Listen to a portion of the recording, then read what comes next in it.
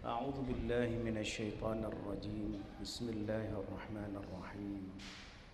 الحمد لله رب العالمين، والصلاة والسلام على سيدنا ومولانا محمد النبي وعلى آله وصحبه أجمعين. سبحانك لا علم لنا إلا ما علمتنا إنك أنت العليم الحكيم. اللهم علمنا ما ينفعنا وانفعنا بما علمتنا وزدنا علما وأرنا الحق حقا وارزقنا اتباعه وأرنا الباطل باطلا وارزقنا اجتنابه وجعلنا ممن يستمعون القول فيتبعون أحسنه وأدخلنا برحمتك في عبادك الصالحين. ربنا والحمد لله رب العالمين. Alhamdulillah, kita bermula majlis kita ini dengan mengangkat tangan berdoa kepada Allah.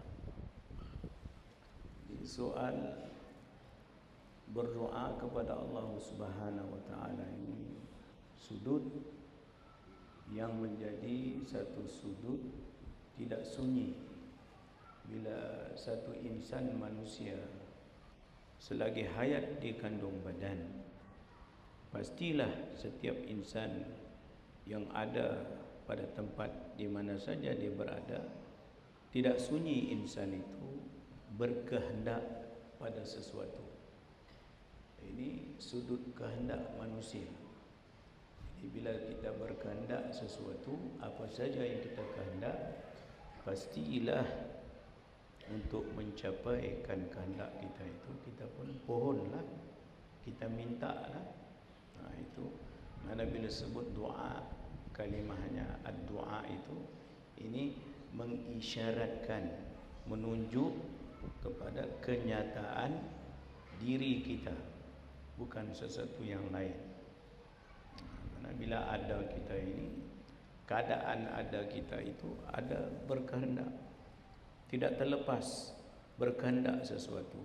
Maka lantaran kehendak yang ada itu, maka untuk mencapai kehendak itu takkan senyap pula. Senyap mana siapa nak tahu.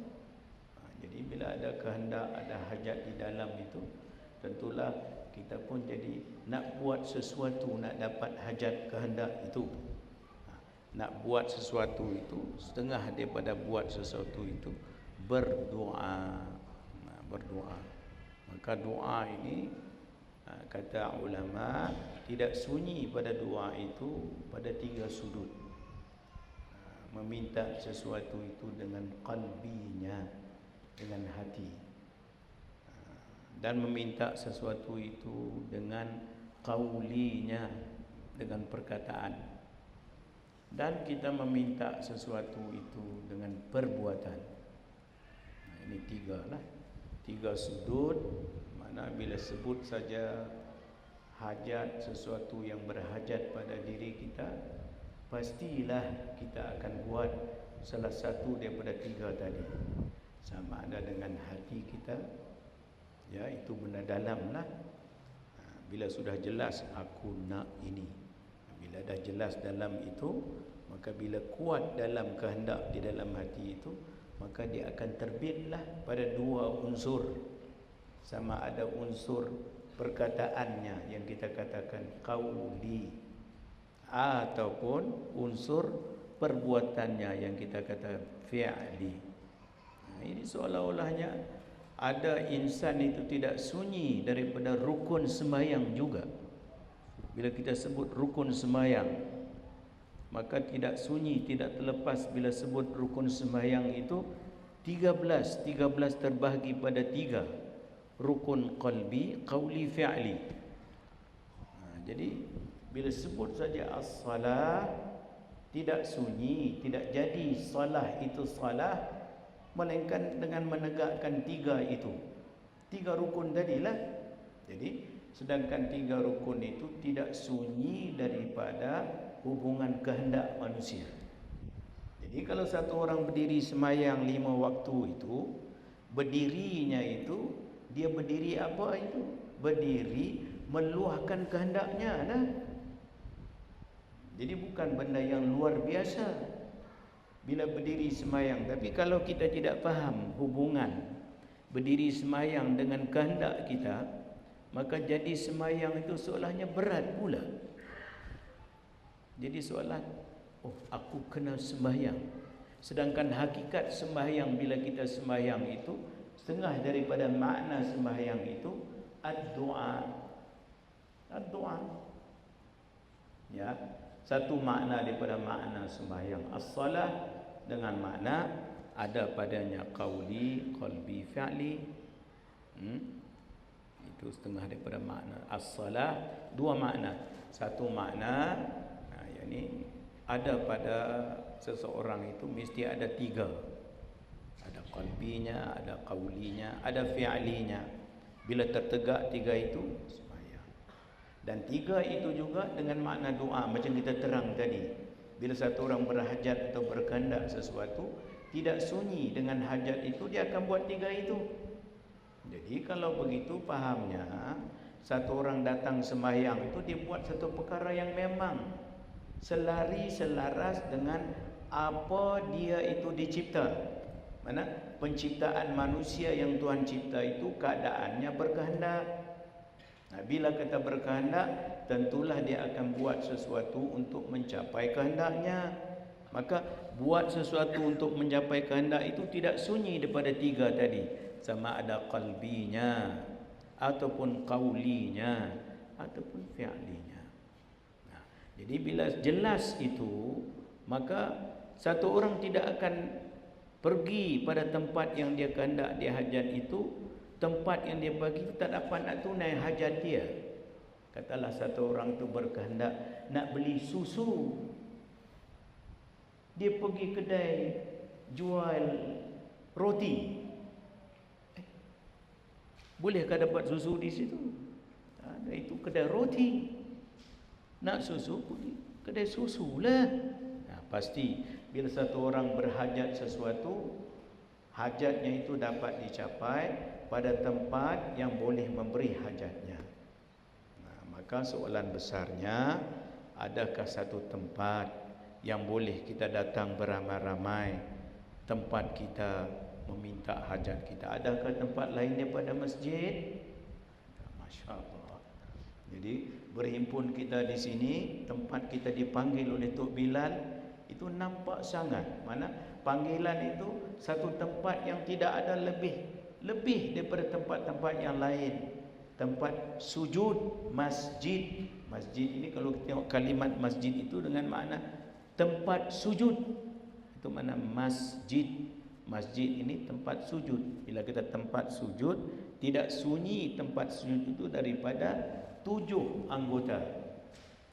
Dahinya, 2 tangannya, lututnya, dan juga kakinya. 2, 4, 6, 7. Dan 7 itu juga menepati pada kubah itu. Mereka buat kubah itu di atas 7 titik. Titik atas 1, bawah sikit 2, satu lagi bawah sekali. Bila gabung itu semua jadi kubah. Sebab itu masjid itu buat kubah. Kubah ini isyari orang sujud. Mana itu isyari lah. Isyarat maknanya orang yang boleh baca isyarat lah. Macam kita buat kereta juga. Tengok satu orang buka lampu klip belah kanan, mana isyarat lah dia nak masuk kanan. Takkan buat cengang pula. Apa pula lampu klip ni nak raya ke? Bukan. Klip ini maknanya dia nak masuk kanan. Itu orang boleh baca isyarat lah. Tapi orang kalau tak boleh baca isyarat, orang jakun, tak tahu dia tak belajar undang-undang. Ini ilmu isyarat. Begitulah orang yang sudah ada ilmu, dia sudah baca isyarat kubah itu. Mana 7 titik. Apa makna 7 titik? Sujudlah. Sujud kat mana pula 7 titik ni? Tengoklah bila seorang sujud, 2 kakinya di belakang kena bumi. Tak boleh tergantung pula. Tergantung tak sah sujud. Macam kanak-kanak kita jadi semayang, dia tengok ayahnya sujud, dia pun sujud, terangkat dua kaki belakang. Ini tak sah. Tapi dia kanak-kanak, tak apalah, biarlah sekurang-kurangnya dia ikut juga ayah ibunya, pada tak ikut langsung. Begitu. Walaupun tidak sempurna, kita biar dulu. Sebab tidak ada sesuatu amal yang boleh kita hisap, hitung, kira, bicara. Amal yang kita bicara itu amal yang sempurna, melainkan dimulakan amal yang sempurna itu dengan amal yang tidak sempurna. Itu nak faham juga. Ya, kadang bunyi kat dalam itu. Aku ni buat ibadat semayang sempurna ke amal aku? Bunyi suara, kau ni memang tak sempurna, tak ikhlas. Tak guna amal lah. Jangan. Itu orang tak ada ilmu sudah tinggal amal. Sebab setiap satu amal, sebelum amal itu jadi sempurna, dimulakan amal yang sempurna itu dengan tidak sempurna. Sebab dalam tidak sempurna itulah akan datang amal sempurna. Macam si kecil kita suruh dia tulis A, dia pun tulis A. Bengkang-bengkok, hengot-petot, kiri kanan tak tahu. Habis kita nak serga, engkau ni tulis A tu, jangan tulislah. Bolehkah dapat A sempurna? Ada. Tapi si ibu, si ayah yang mendidik tadi, dia tengok si A, si kecil ini hekot-pengot, bagus nak, bagus, cantik.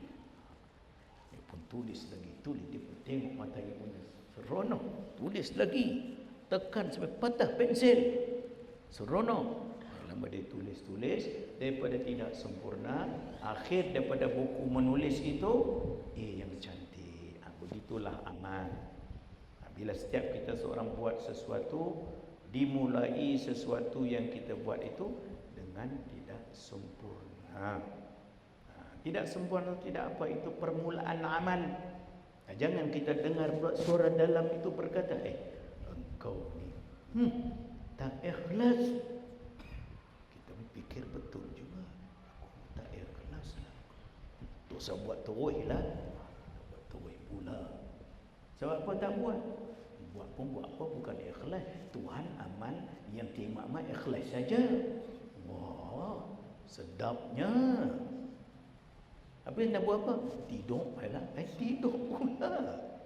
Nak banding dengan tidur, satu orang beramal, tentulah amal itu lebih baik daripada tidur. Ini kita kena ada persiapan ilmu. Di dalam kita buat sesuatu amal itu, pastilah ketika kita buat satu amal itu akan datang bermacam-macam suara di dalam, suara di luar, yang menyokong, yang membangkang, yang suka, yang tak suka. Ini keadaan lumrah. Lumrah kehidupan tempat kita ada ini, bukan semua orang sokong dan bukan semua orang pula bangkang. Ya, ada yang bangkang, ada yang sokong. Kita kena belajarlah menerima di antara sokong, bangkang, sokong. Terima dua-dua. Nak terima dua-dua itu tidak dapat terima kalaulah kita tidak nampak hikmah sebalik sesuatu. Sebab itu tempat yang kita berhimpun ini, di samping berhimpun tempat berhajat yang dapat menunaikan hajat kita, kita duduk di sini mendengar ilmu. Ketika telinga mendengar, akal berfikir, mata memandang, ya, pandang memandang, dengar mendengar, kata berkata, tonsih berkata di sini, kita pun berkata juga dalam perut itu. Macam mana tonsih ini cakap? Dia pun berkata juga dalam itu. Ya, setiap kata manusia ini tidak sunyi daripada kata berkata, sama ada kata berkata itu qaulinya ataupun di dalam qalbinya, tidak sunyi. Biarlah kata berkata itu yang membawa kita bertambah erat, bertambah kukuh, kuat kukuh, yakni bersatu teguh fikiran iman, bersatu teguh perasaan tasawuf, bersatu teguh perkataan perbuatan fiqh. Tak apalah. Kalau kata-kata di dalam yang macam itu, kena buat 10 tahun begitu, kata-kata di dalam berputar, tidak lepas, tidak keluar putaran kata-kata itu daripada putaran tauhid tasawuf fiqh. Kalau 10 tahun begitu, wah sempurnalah. Macam pak tukang, kalau tukang buat rumah pada awal tahun kan berbeza dengan hujung tahun. Itu buat rumah. Sesuatu yang kita buat, sesuatu perkara yang bersamaan, yang bersama, yakni yang tidak benda lain kita buat, benda yang sama kita buat hari-hari. Hasilnya akan dapat kemahiran. Begitu juga kita. Yang kita datang sini buat benda lain ke? Datang sini Allahu Akbar, baca Fatihah, benda sama saja. Tiap-tiap tahun puasa pula, cukup pula ada simpanan duit, haji pula. Kan benda yang sama rutinnya itu. Kalau benda yang sama, sepatutnya apa saja yang kita buat benda yang sama, mestilah mercunya sampai pada pintu gerbang sempurna. Sempurnalah. Tapi kalau kita buat hari-hari benda yang sama, cukup tahun tengok makin teruk pula. Kok mana ini ada tak kenal ini? Maknanya soalannya, adakah dia buat sungguh ke ini? Ada tak kenal itu? Itu kena masing-masing kita kena periksa dirilah. Tak periksa tak boleh. Sebab keberadaan ada kita setiap detik saat kena periksa. Memang sifat periksa memeriksa ini memang sifat kita. Macam kita nak berjalan, kita parking motor di situ, Pak Haji periksa dulu parking ni betul ke, kunci tak kunci ke. Tengok-tengok pula motor baru beli, berharga, berkilat motor Pak Haji. Tengok parking, tengok berjalan 10 langkah, tengok sekali lagi.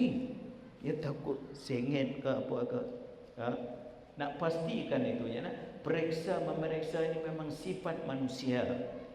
Soalannya, adakah kita periksa memeriksa amal kita? Ini kena fikirlah. Ya, yang biasanya satu orang tertegak dalam hatinya nak periksa memeriksa sebab benda itu dipandang berharga. Macam satu orang kalau letak gerek apa? Basikal, letak basikal buruk tepi itu, adakah dia akan kira bicara? Tak ada. Basikal karat, tak ada harga. Tapi kalau basikal Pak Haji baru beli, Pak Haji nak letak pergi hujung sanalah, itu pun tak puas hati juga, cari bumbung pula. Tengok bumbung, ini tengok luas sangat, mungkin orang luar lalu nampak basikal lagi. Pergi belakang store terus. Kenapa? Kenapa satu tempat kepada satu tempat Pak Haji tak puas? Ada harga atau tidak harga basikal itu? Mana harga mempengaruhi gerak diam kita. Harga mempengaruhi pikiran kita juga. Kalaulah tempat kita datang ini beramai-ramai, kita hisap, hitung, kira, bicara sampai kepada kesedaran tempat yang paling berharga. Bagaimana kita masuk tempat ni? Masuk tempat ni jemu ke? Masuk tempat ni tengok jam bila tonsil nak habis ni? Adakah begitu? Macam kita masuk mall baru buka besar, macam-macam dalam mall itu ada. Macam-macam. Bila Pak Haji masuk dalam mall, adakah Pak Haji nak ingat keluar cepat? Pak Haji tenggelam dalam mall itu. Hilang tempat, hilang masa. Jadi tasawuf terus. Pak Haji tak ingat masa dah. Bagaimana ini? Kenapa Pak Haji jadi begitu? Sebab tempat itu Pak Haji masuk, selesa. Bau kopi lah, bau kek, sedapnya. Udara pula sejuk, bau perampok. Ya, bangunan tengok bagus. Nak tengok jam Gucci ada, jam Rolex, tak Rolex pun ada. Macam-macam.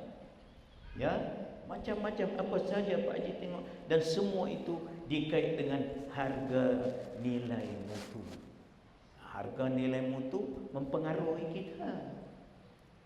Soalannya, adakah harga nilai mutu yang berhubung dengan mal atau harga nilai mutu yang berhubung dengan amal? Dua-dua mal belaka ujungnya. Satu ada A di depan lagi. Ya, amal. Satu lagi mal sahaja. Nampaknya kita akhir zaman ini. Ya, nampaknya akhir zaman ini kita sudah terpengaruh dengan mal lah. Ya, mal. Ini tempat kita datang, kita diseru oleh Tok Bilal, Tok Imam kita membaca Quran sedap, ya, datang semua mendengar. Janganlah bila kita masuk tempat ini tapi tak timbul harga nilai mutu ukhrawi, tak timbul harga nilai mutu yang berkait dengan apa yang kita buat di sini. Bahkan masuk sini buat sajalah, tak ada hubungan di dalam. Bahkan pada lahir sajalah, datang orang berimpun, kita pun berimpunlah. Orang angkat tangan kelepiar, kita pun kelepiarlah. Ya, lepas itu keluar balik, kita pun baliklah. Tapi hasil di dalam mana?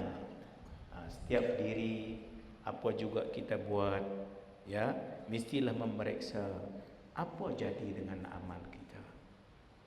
Setiap detik saat kita buat sesuatu, sepatutnya mestilah membawa apa saja yang kita buat menuju kepada kesempurnaan. Sebab dalilnya setiap diri kita ini memang kasih, suka, cenderung kepada sempurna. Sebab itu bila Mak Haji nak keluar rumah, kalau tudung sengit, Mak Haji betul cepat. Ataupun kalau Mak Haji tengok tudung kawan Mak Haji sengit, Mak Haji nak rimas. Betul kan? Kenapa betul itu? Kerana dalam jiwa kita kasih sempurna. Itu pernah nampak. Ini amal ini, bila kita datang tempat beramal ini, dua. Satu sudut nampak, tapi satu sudut lagi tak nampak. Bahagian nampak tu bolehlah kita betulkan. Tapi yang tak nampak, tak nampak dengan mata kasar, nampak dengan mata halui. Mata halus, ya, mata dalam lah, mata iman lah itu. Sebab tempat kita berimpun ini tempat iman, tempat ihsan, tempat Islam. Apa makna iman? Ini tempat di mana kita buat sesuatu, sama ada qaulinya, fi'linya, qalbinya terikat dengan pencipta. Imanlah itu. Qalbinya terikat dengan yang pencipta. Bila terikat dengan yang mencipta, bolehkah yang terikat dengan pencipta itu tidak terikat dengan Nabi sallallahu alaihi wasallam? Mustahil. Mustahil. Yang engkau boleh sebut Allah, yang engkau boleh sebut amal akhirat, belajar di mana kalau Nabi tak ajar? Bila sebut saja amal saleh, tidak sah amal saleh itu kalaulah tidak ada imam ikutan bagi amal soleh itu. Bila sebut saja amal soleh, makna sudah masuk ternampak Muhammad Rasulullah. Macam laksana satu orang kata, hari sudah siang weh.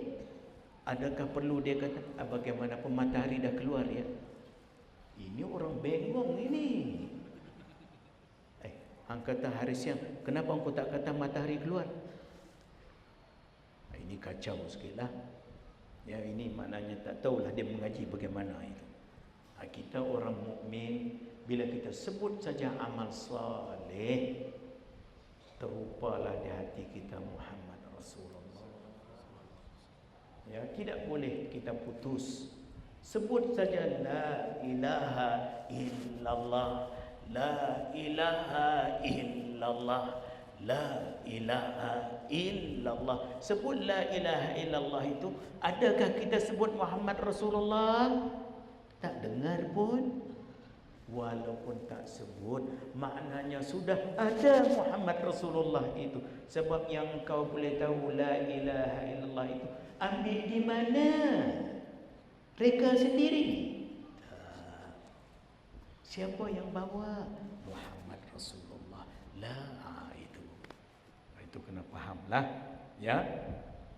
Tak mau kita jadi bila sebut saja la ilaha illallah tak nampak pula Muhammad Rasulullah. Sebut Muhammad Rasulullah tak nampak pula la ilaha illallah. Macam laksana satu orang belajar nak basikal, kita suruh dia kayuh, steering tak pegang pula. Kita pegang steering kayuh sekali, tak ada balance pula, jatuh masuk longgang. Nak bawa basikal kena ada ilmu multitask. Multitask.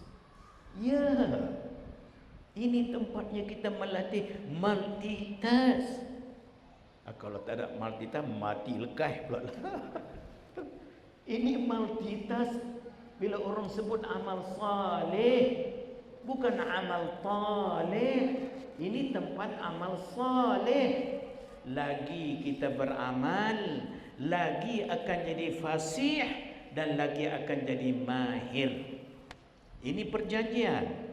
Sebab sesuatu yang kita buat, apa saja yang kita buat itu benda yang sama undang-undangnya. Sesuatu yang kita buat berulang-ulang benda yang sama, jawabnya mahir.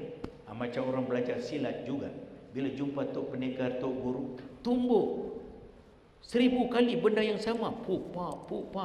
Jadi mahirlah. Jadi mahirlah. Kalau buat sekali saya nak mahir bagaimana? Tak ada mahirlah. Nak jadi mahir kena buat hari-hari lah. Kena buat hari-hari. Sebab itu amal yang kita buat ini kita tak tinggal. Kenapa tak tinggal? Sebab amal yang kita buat ini akan membawa kita kepada mahir.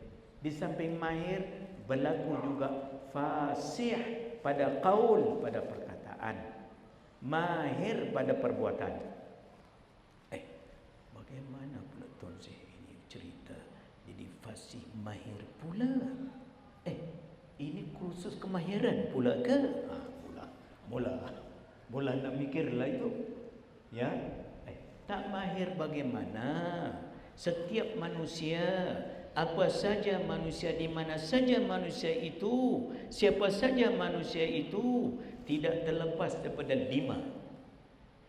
Sama ada manusia itu berkata-kata, ataupun manusia itu berbuat sesuatu, ataupun manusia itu memberi sesuatu, ataupun manusia itu menahan keadaan sesuatu, ataupun manusia itu pergi ke sana ke sini. Itu 5. Berkata, berbuat, memberi, menahan, dan akhir sekali pergi ke tempat-tempat. Setiap manusia selagi mana dia manusia, dia pasti buat 5 itu. Dan 5 ini kalau kita kaji mengkaji, dan kalau kita fikir memikir, kalau kita lihat satu manusia yang jatuh cinta, jatuh kasih, pasti dia akan buat 5 ini. Apakah 5 itu? Dia akan berkata-kata dengan kekasihnya. Takkan pula orang berkata senyap. Orang berkasih senyap saja ke bisu. Ini kasih apa ini? Kasih bisu pula lah.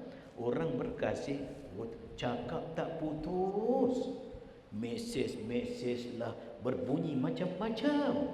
Lagu pun hantar macam-macam berkata-katanya. Syair pun boleh buat, sajak boleh buat. Wah, ya, itu tanda kasih lah. Macam penyanyi tadi buat nasyid qasidah, lagunya keluar, itu kasih lah itu. Ya, mana itu tanda pertama orang berkasih, dia akan berkata-kata. Tanda kedua satu orang berkasih, di samping dia kata, dia akan buat sesuatu dengan kekasihnya. Marilah kita buat apa-apa juga, mesti berdua-dua mereka buat apa-apa juga, tidak lepas.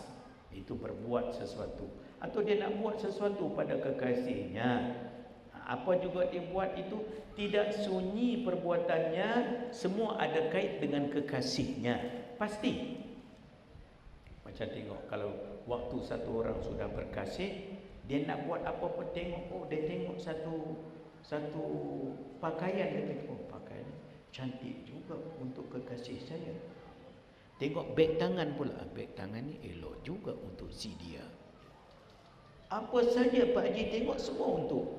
Begitu juga Mak Haji tengok, oh, bagus juga kasut ini untuk Pak Haji. Wah, dia nak buat sesuatu pada kekasihnya. Ini dua tanda. Yang ketiga tandanya, dia nak bagi hadiah. Jumpa kekasih, nak bagi sesuatu, hadiah. Ya, itu yang ketiga. Yang keempatnya, orang berkasih ini dia akan menahan dirinya, apa juga yang disakiti oleh kekasihnya, tahan. Sebab ini kekasih, takkanlah kita nak melanting pula, biar dulu. Daya tahan Pak Haji naik. Dulu Pak Haji cepat melenting juga, tapi sudah berkasih, oh, Pak Haji boleh sabar, senyum saja. Membara juga di dalam itu, tapi ya, sudah ada daya tahan. Ya, itu yang keempat. Dan yang kelima, Pak Haji nak bawa lah Mak Haji pergi bersiar-siar, pergi sana, pergi sini.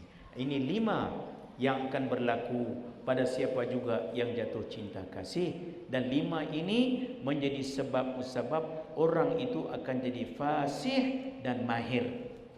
Dan 5 ini berkait rapat dengan rukun Islam. Pertama perkataan, kalau khasnya asyhadah, itu khas. Apa juga kata-kata.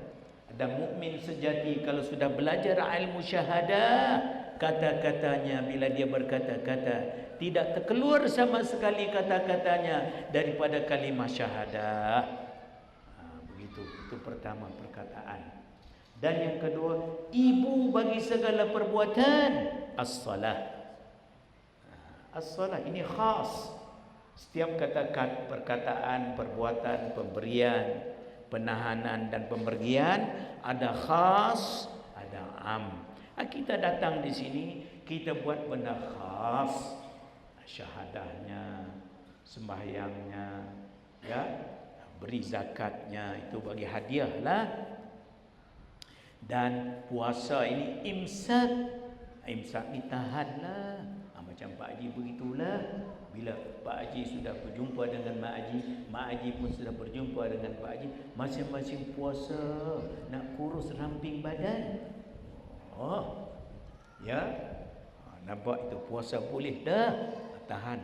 Di samping puasa juga kalau kena cubit ke kena marah, daya tahan Pak Haji naik. Seolah berpuasa lah. Itu orang kasih. Begitu juga haji, itu khas. Ya, khas. Kalau amnya nak buat berjalan lah, marilah minggu depan pergi Langkawi, pergi pula. Nanti balik Langkawi mana lagi? Pergi mana pula? Nak berjalan itu. Ini 5 rukun Islam ini mengajar kita, menunjuk kepada kita bukti-bukti yang terang. Ada kait rapat dengan mahabbah, kasih. Sebab apa mahabbah? Sebab yang dibawa itu oleh Rasul yang mahabbah, Rasul yang habib, Muhammad Habibullah. Adapun Sayyidina Ibrahim Khalilullah. Adapun Sayyidina Isa Ruhullah. Adapun Sayyidina Musa Kalimullah. Adapun Sayyidina Muhammad sallallahu alaihi wasallam Habibullah. Masya-Allah. Ini kita bicara tempat ini, tempat mencolek pikir, rasa-rasa pikir, ada kait rapat dengan fasih dan mahir. Fasih mahir itu berkait rapat dengan gerakan-gerakan kekasih. Masya Allah. Manis tak manis tempat ini? Manis ke pahit? Walaupun pahit kata manis juga. Ya, belajarlah, tak apa. Peringkat awal tak sempurna, ada lagi kepahitan nafsu itu. Ya, pengkhianat alam itu masih ada lagi. Sementara amanah alam nak naik itu, ada sajalah suara-suara dalam itu yang berbunyi tak puas itu, tak puas ini bagaimana, itu bagaimana. Ada juga suara itu yang kita sebut tadilah, ada yang menyokong, ada yang membangkang. Itulah nuri dia dah. Tinggal lagi kita orang beriman ini bila masuk tempat masjid, tempat sujud ini, tempat kita memperingatkan pada ingat yang ada kaitan ingat itu dengan apa yang diperingatkan oleh Muhammad Rasulullah sallallahu alaihi wasallam. Sekira-kira lagi kita dengar berkata-kata, lagi kita memikir apa yang kata-kata berkata itu, hati kita teringat pada Habibullah. Jangan terlepas, jangan terlepas. Jangan berputar, Tuan Syekh duk bercakap, duk terang, dia duk mimpi. Hanyut ke mana tak tahulah. Janganlah begitu. Sebab bila hang nak mimpi ni, dah di luar sana tadi duk kuih telefon tak habis. Ini masuk sini tidak kuih pun lain pula. Janganlah begitu. Kita masuk tempat berhimpun ini nak peringat pada ingat, supaya ingat yang kita peringat, yang jadi ingat kita itu ingat pada kekasih. Jangan lagi ingat benda lain. Sekira-kira bila ingat kekasih, ingat yang lain daripada tidak kekasih itu dah tak ingat dah. Macam kita masuk bilik tidur lah. Adakah ingat lain daripada tidur? Tak ada. Tu yang boleh tidur tu. Kalau masuk bilik tidur tu ingat lain pada tidur ke? Sampai ke siang duduk klik-klok lah. Mata dah tak boleh tidur. Ialah duk fikir apa tak tahu. Terlajak fikir. Ini jangan kita duduk di sini pun, kalau duk memikir berputar di atas 10 inci tak boleh turun bawah, tak jadi zikir. Tak maulah. Kalau kita orang macam itu, mengajilah 10 tahun pun dia tak turun dalam jantung itu. Tak mau jadi orang itu. Kita masuk masjid ini dengan berniat, ya Allah, jadikanlah aku ni masuk tempat rumahmu. Setiap detik saat masuk yang baru, seolah macam tak pernah masuk. Dan masuk aku ini seolah inilah masuk yang akhir, dan inilah masuk yang awal. Itu adab. Adab beribadah. Bila kita masuk nak buat ibadah, masuk pada tempat ibadah itu seolah-olah inilah kali pertama dan inilah kali terakhir. Kena masuk begitulah. Ya, kalau masuk kali pertama kan macam masuk kali pertama restoran barulah, segar. Ini tak ada masuk masjid ni macam lapuk pula. Masuk jadi mata jadi selaput dah. Jadi amal yang menimbulkan selaput tak mau. Amal mukmin sejati, setiap kali dia beramal, setiap kali dia dengar kata-kata seolah benda baru, macam kekasih lah. Walau kekasih itu berkata benda yang sama hari-hari, tapi Pak Haji dengar cakap Mak Haji macam baru saja. Allah, manisnya. Itu yang Pak Haji segar lain macam, bertenaga. Ya, sebab kekuatan kasih ini luar biasa. Ya, yang kita baca-baca qasidah nasyid itu semua itu berkait dengan Habibullah, kekasih Allah. Ya, adapun rukun iman yang kita baca, faham, ingat itu, ini mengenal kekasih. Adapun rukun Islam ini, rukun ihsan tasawuf yang kita belajar itu, ini ingat kekasih. Adapun rukun Islam yang kita belajar itu, ini luahan kekasih. Allah, iman kenal kekasih, ihsan tasawuf ingat kekasih, Islam peka luahan kekasih. Semuanya kekasih belaka. Sepatutnya kita ini mestilah timbul dah kasih tu. Tapi kalau tak timbul juga, ada tak kenal itu, dia dah buat benda lain lah tu. Walaupun masuk di sini, pada zahirnya masuk, dalamnya masih belum masuk. Tak maulah. Kita naknya masuk di rumah Allah ini zahir batin. Didik bentuk corak bendung hala tuju. Didik bentuk corak bendung hala tuju. Jadi kita mendidik diri kita, ya, bentuk corak bendung hala tuju diri kita. Yakni diri kita, pikiran kita, perasaan kita, kata buat kita sentiasa hala tujunya kepada kenyataan kekasih. Ingat kekasih, kata buat luahan yang 5 itu jangan sekali-kali keluar daripada kekasih. Barulah boleh dapat kemahiran hidup, barulah akan jadi fasih mendepani kehidupan yang sentiasa mencabar ini. Susah, senang, sakit, sihat, suka, duka, puji, keji, baik, buruk, manis, pahit.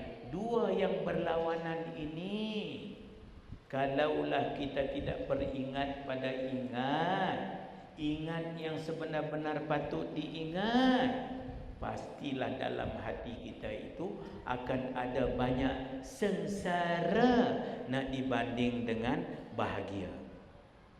Sedangkan amal kita ini janjinya pasti bahagia. Ini tempat saadah, bukan tempat syakawah. Yang kita duk berdoa itu, kita nak apa? Saadah ke syakawah? Tonsih, apa pula saadah ni? Saadah itu bahagialah bahasa Arab, bukan saadah yang sana, bukan. Duduk ingat yang lain pula. Jangan. Ini saadah ini maknanya bahagia. Ya, kita kalau buat apa juga, kita nak bahagia ke sengsara. Apa juga sekecil-kecil kita buat, sebesar-besar yang kita tinggal, apa juga buat tinggal buat, berkait rapat dengan perbuatan tinggal buat tinggal, berkait rapat dengan bahagia. Ada satu orang buat, biarlah aku buat benda ni jadi sengsara. Ada. Ini dah tak betul lah. Kena hantar pergi Tanjung lah kalau begitu. Ini dah kacau dah. Ini tempat ini bila Tok Bilal menyeru, hayya 'alas salah, hayya 'alal falah, Allahu akbar, Allahu akbar, la ilaha illallah. Kalau subuh, as-salatu khairum minan naum, as-salatu khairum minan naum. Kenapa itu? Itu orang kita tengah tidur dipanggil. Kalaulah satu kawan kita panggil pergi menghadap dia sehari 5 kali, orang ni benci dengan kita ke kasih? Tak dengar. Kasih. Agak-agak kita mai sini rasa kasih tak? Ya, kena periksa lah. Ya. Kalau dipanggil satu tempat tu 5 kali, sampai pagi duduk tidur pun menjerit panggil lagi. Kasih sungguh lah tu. Ya, kasih sungguh lah itu. Sebab itu perbahasan ilmu yang kita bahas ini berkait rapat dengan kekasih. Itulah Muhammad Habibullah. Sampai pukul berapa dibagi waktu ini? 9 subuh. Ada zikir pula. Ini tak lagi 5 minit dah subuh. Ya. Lagi 5 minit dah subuh, ya. Tak apalah kalau begitu kita berhenti sebelum kita nak bawa zikir. Adakah soalan apa-apa yang kemuskilan, apa yang tonsih terang tadi ku tak jelas, boleh soal. Kita tak mahu pula nanti bila tonsih cakap, nanti belakang bunyi pula ini tonsih cakap pelik sikit. Jangan minta maaf banyak-banyak. Ya, kalau apa tak jelas, tanya depan-depan lah. Jangan buat kata di belakang pula. Ya, Tun Syekh cakap semata-mata kasih saja. Ya, kalau tak jelas minta maaf banyak. Ya, kalau tak jelas juga nak perjelas soal. As-soal miftahul ilm. Bermula soal menyoal itu anak kunci ilmu. Jangan tak soal. Ya, kalau kita tak faham, tinggalkan saya, ambil yang faham. Khuz ma safa wa da'il kadar. Itu prinsip orang beriman. Ya, khuz ma safa, ambillah yang jernih. Adapun yang keruh, jangan duk pandanglah. Macam kita pergi mandi sungai tadi, Pak Haji tengok dalam hujung sana ada air keruh, sini ada jernih. Takkan nak bimbang dengan yang keruh pula. Leceh lah, keruh banyak lari. Pergilah sungai mana pun pasti ada keruh. Lumrah alam dah. Janganlah duk tumpu benda keruh itu sampai kau pun naik muka keruh. Jangan. Tumpu yang jernih. Ya, macam kita masuk taman, tengoklah benda-benda yang indah. Dia pergi tengok ranting kering pun ada, daun kering. Serabutlah. Jangan nak tengoklah benda-benda yang kacau tu. Begitulah bila kita belajar ilmu. Ilmu yang kita baca, yang kita faham, supaya jadi ingatan kita apa yang kita baca faham itu. Ada yang boleh kita faham, ada yang terkadang susah nak faham. Kalau tak faham, tinggal saja. Kata ulama, ada buah tinggi, ada buah rendah. Ya, kita masuk kebun, ada buah tinggi, ada buah rendah. Kita ambil sekadar yang tangan kita sampailah. Kalau buah tinggi janganlah duk ambil, itu untuk orang panjang, untuk orang tinggi renjong. Ini dia tak boleh. Tak ambil langsunglah, keluar tangan kosong. Janganlah, ambillah apa yang boleh. Ya, benda yang kita tak tercapai itu untuk orang tinggi. Engkau rendah, ambil buah rendah lah.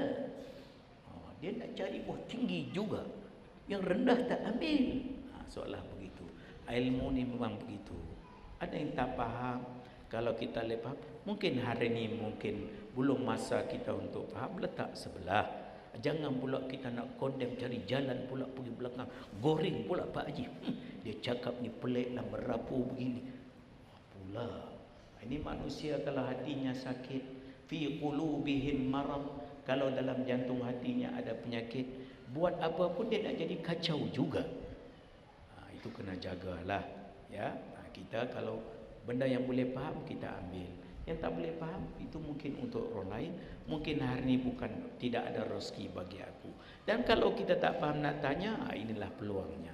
Tanya. Ada soalan atau tidak? Ya. Saya ada dua soalan. Ya. Yang pertama, bila mana tadi adalah amalan zikir dan selawat. Ya. Berarti bila mana kita telah berzikir, dalam masa sama kita, adakah selawat sudah ada dalam zikir, ataupun bila mana kita berselawat berarti zikir ada dalam selawat. Itu soalan pertama. Ya. Jadi antara zikir, selawat dan istighfar, yang mana dah perlu didahulukan? Zikir dan Zikir, selawat, istighfar. ya. Yang mana kita nak dahulukan? Baik. Jadi soalannya yang ditanya itu, bila satu orang itu berselawat, adakah sudah masuk dalamnya zikir? Begitu juga kalau satu orang sudah berzikir, adakah dalamnya ada salawat? Tentulah macam kita terang tadilah, bila satu orang itu berzikir, pasti ada dalamnya itu salawat. Sebab di mana dia ambil la ilaha illallah itu kalau tidak Muhammad Rasulullah. Begitu juga satu orang itu berselawat, pastilah bila dia bersalawat itu sudah ada hakikat la ilaha illallah. Macam bila contoh, bila satu orang salawat, dia akan berkata Allahumma salli ala sayyidina Muhammad. Allah itu sudah zikirlah. Ujung tu ada Muhammad pula. Jadi tak larilah. Ada sudah ada dua-dua itu. Adapun di antara zikir dan istighfar, mana yang dulu? Maka adabnya bila satu orang itu menuntut ilmu yang dituntut, pertama-tama yang terbuka bagi orang kesedaran ilmu akan timbul keinsafan. Keinsafan di sinilah menyebabkan dia itu minta ampun banyak-banyak. Istighfarlah. Istighfarlah. Bila dia istighfar itu, dia kata astaghfirullah. Ada juga Allah belakang itu. Ada juga. Tak lepas. Ya, kita nak lepas kepada zikrullah, tak lepas. Macamlah kita kata seekor burung. Bila seekor burung itu ada 2 sayap. Kalau kita ambil burung itu, kita berkas sayapnya sebelah kanan, kita ikat sekuat-kuatnya, letak di atas lantai. Tabiat burung ini dia nak terbang. Bila cuba terbang dengan satu sayap, apa jadi? Berputarlah. Kata orang Kedah, berputar lah. Putar tak habis. Baik, kita buka pula berkas sebelah kanan ini, berkas pula sebelah kiri. Tengok apa nak jadi. Seolah Pak Haji ni macam profesor juga yang buat eksperimen. Tengok apa nak jadi. Ya, tengok burung tu berputar belah sana pula. Pak Haji pun ambil satu natijah. Masya-Allah. Rupanya burung ni kena ada 2 sayap. Satu sayap berpusing lah. Begitulah satu manusia, mesti ada ilmu, mesti ada zikir. Zikir sahaja, ilmu tak ada, berputar. Dia pusing lah. Kalau juga ada ilmu saja, zikir tak, putar juga. Dia berputar lah. Ya, betul. Baru ni ada orang tanya juga, Tuan Syekh, antara ilmu dengan zikir mana dulu? Yalah, dia tengok Tuan Syekh pakai tasbih besar di leher. Tengok, tanya Tuan Syekh, ya, Tuan Syekh, ya, antara ilmu dan zikir mana dulu? Tuan Syekh dah sebut zikir, seolah ilmu di belakang lah. Saya kata, yang engkau belajar di mana dulu? Dia pun senyap, tak pandai jawab juga. Ya, jawablah. Ilmu tu saya, ilmu. Bagus, betul itu. Ilmu dulu. Tapi ilmu dulu yang kau kata ilmu dulu itu daripada segi mana? Tercengang, terbeliak mata macam burung hantu. Segi mana pula apa? Dulu-dululah. Ya, Tuan Syekh tanya, daripada segi mana dulu itu? Dia tak boleh jawab, mata tak boleh pergi dah pemikirannya. Maka Tuan Syekh pun jawab, memang betul lah ilmu dahulu, tapi ilmu yang kita kata dahulu itu pada zahir. Adapun pada batin, zikir dulu. Dua-duanya dulu, jangan bergaduh. Dua-dua dulu dah. Cuma satu dulu pada zahir, satu dulu pada batin.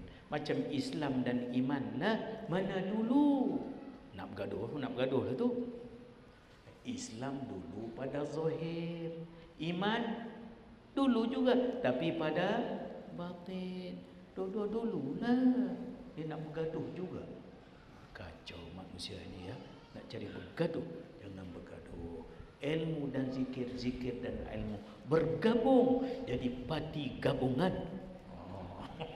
Parti gabungan.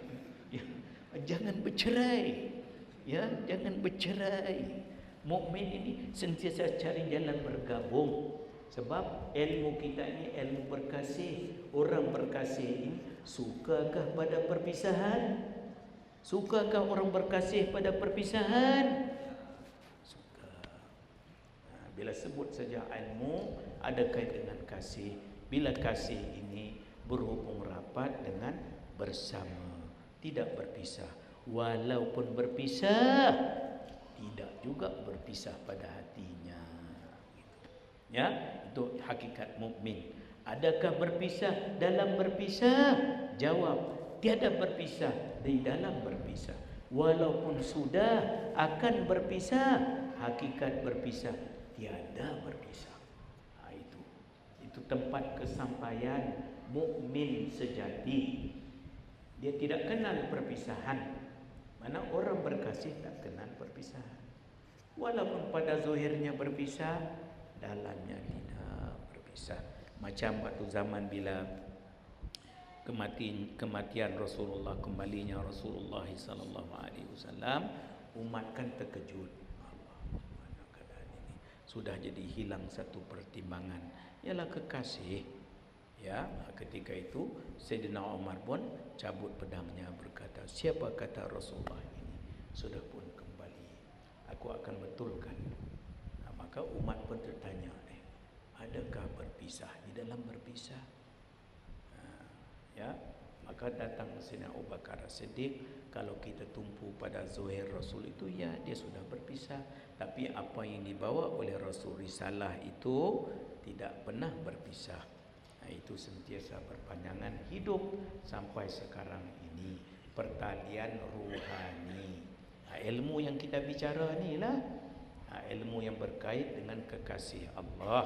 Lagi kita duduk dalam majlis ini, lagi membara dalam hati kita zikir. Zikir sir lah. Zikir ni terbagi pada 3. Satu, zikir sir, zikir di dalam, zikir senyap.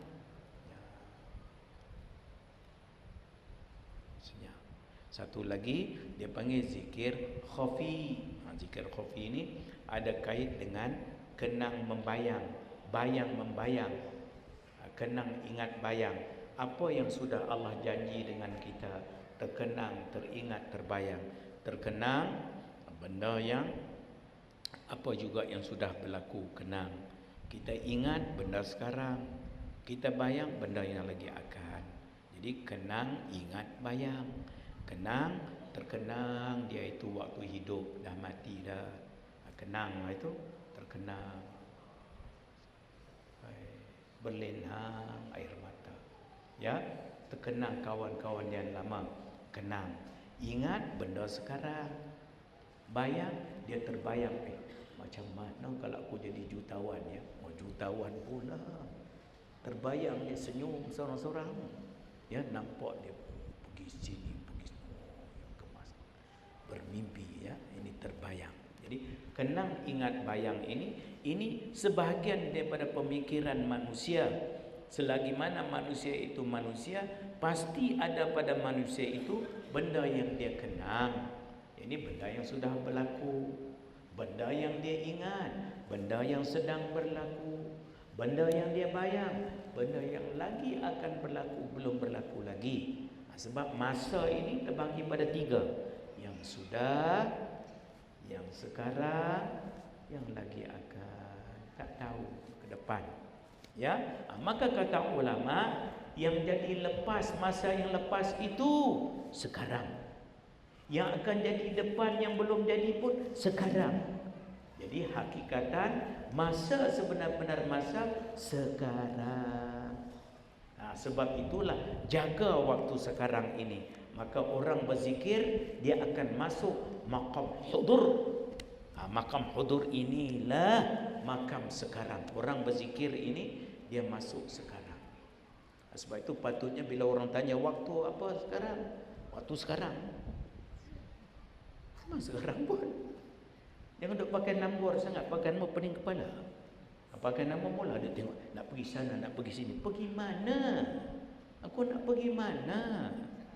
Tak ada pergi mana-mana dah. Orang berkasih pergi manapun kekasih saja. Ada berpisah ke? Jadi orang yang sudah sampai hakikat zikir, dia akan masuk maqam hudur. Hudur qalbi, hadir hatinya dengan Rabbul Jalil. Sebab ilmu yang kita baca, yang kita bahas ini berkait rapat dengan yang sebenar-benar ada, yang mengadakan segala yang ada, sehingga menjadi terang, jelas, nyata apa yang kita baca, faham, ingat itu. Ya, kenyataan baca, faham dan ingat, terus terima, percaya dan serah. Harga nilai mutu difaham. Ini harga nilai mutu ini bahagian penghargaan yang kita sebut tadi. Sama ada harga nilai mutu kebenaran ataupun harga nilai mutu kerohanian. Harga nilai mutu 2 saja. Harga nilai mutu yang nampak dengan mata kasar, Harga nilai mutu yang tidak nampak dengan mata kasar, tetapi nampak dengan mata batin, mata iman lah. Iman ada mata juga. Macam mana manusia yang jasad pada zahir ada mata, begitu juga ruhnya ada mata. Mata kepercayaan. Adakah kepercayaan kita sudah menimbulkan mata? Ataupun percaya saja duk buta situ? Macam mana? Kacau lah. Kita belajar ilmu ini mesti ada ainul basar. Ini ainul basar, biji mata ini. Dan ainul basirah. Basirah, ainun fil qalbi tudrikul umurul ma'nawiyah kama annal basara yudrikul umurul mahsusah. Itu jadi susah tu. Terlampau sangat. Dia dah ambil kira yang nampak saja. Yang tak nampak, tahu sajalah. Tak nampak pun, yalah tak nampak dengan mata kasar. Yang kau percaya iman itu, bila percaya jadi mata. Macam satu orang percaya di pokok besar itu ada hantu. Ya, hang nampak adakah hantu tu? Tak nampak. Tapi duk tak nampak. Kenapa? Percaya ada mata. Ya. Satu batu Pak Haji nak sampai pokok besar tu, sini dah seram dah. Dan naiknya macam dah. Kenapa itu?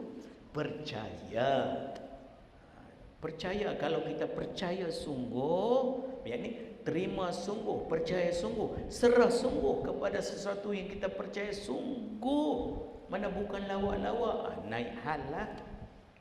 Apa pun bermula daripada jid, sungguh. Sungguh itulah yang akan jadi kita sesuai dengan apa yang kita imani. Ya, macam satu orang, contoh kalau satu orang itu bila masuk di dalam hutan, ya, bila dia tengok, dia nampak pak belang duk tenung pada dia, adakah dia akan berkata, pak belang ni berlakon pula? Dia berlakon ke dia tenung? Dia tenung sungguh itu. Ya, tak. Bila pak belang tu fix his eyes, bila dia tetapkan mata dia pada kita, jangan buat berlakon lah. Dia sungguh lah tu. Ya, dengan sebab penerimaan sungguh tenungan Pak Belang tadi, Pak Haji lari tak cukup tanah. Tak cukup tanah. Dan Pak Haji akan guna apa juga, semuanya yang ada kaitan dengan Pak Belang. Dan Pak Haji boleh buat benda luar biasa. Pagar tinggi, baju lompat lepas. Wah, mana datang tenaga ini? Pak Haji panjat pokok, kera pun kalah. Air sungai itu Pak Haji berenang, lepas sana. Pak Belang tengok pun terkejut. Mana datang kekuatan itu? Sebab Pak Haji tengok tenung Pak Belang itu, Pak Haji terima sungguh tenungan itu, bukan lawak. Itu Pak Belang yang diciptakan oleh Allah Rabbul Jalil. Bagaimana zikir yang kita nak sebut ini, Allah berkasih Pak Belang itu. Pikirkan, ya. Sebab itulah kenyataan baca, faham dan ingat, terus terima, percaya dan serah. Harga nilai mutu dipaham, pikiran tauhid segar, perasaan tasawuf, pikiran tauhid cerdas, perasaan tasawuf segar, perkataan perbuatan fiqh fasih lagi mahir. Tiada yang ada melainkan Dia, tempat suci bersih tenang. Tiap-tiap sesuatu menunjuk Dia, hilang semua nyata Dia. Tarik nafas, pejam mata. La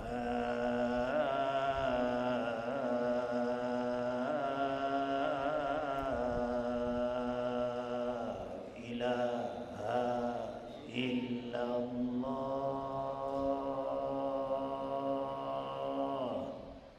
Itu berzikir, ya, berzikir.